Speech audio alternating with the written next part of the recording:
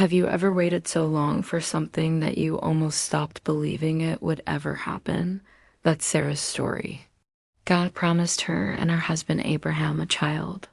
Not just any child, but one who would carry the blessing of nations. It was a promise spoken clearly, but the years stretched on and nothing happened. Sarah prayed. She hoped. She wept.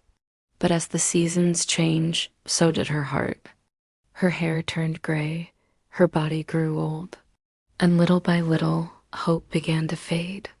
Sometimes waiting can feel heavier than heartbreak. One day, 3 visitors came to Abraham's tent. Strangers at first glance, but they carried the very message of God. They told Abraham, "This time next year, Sarah will have a son." Sarah was listening just inside the tent, and when she heard those words, she laughed. Not the kind of laugh that bursts out with joy, but the laugh of disbelief. The laugh that says, "Yeah, right." She whispered to herself, "After I am worn out and my husband is old, will I now have this pleasure?"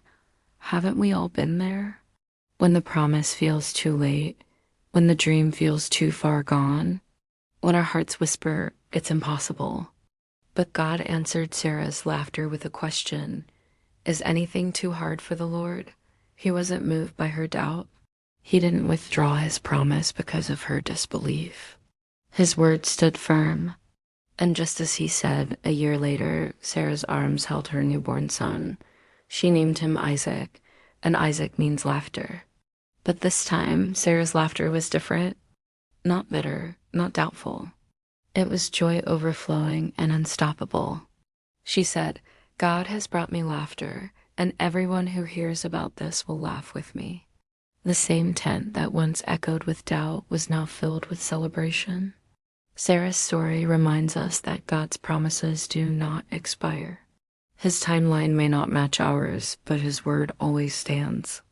So if you've ever laughed in disbelief, if you've ever thought it was too late, remember Sarah, because the God who turned her sorrow into joy is the same God who can do it for you. He makes us laugh again.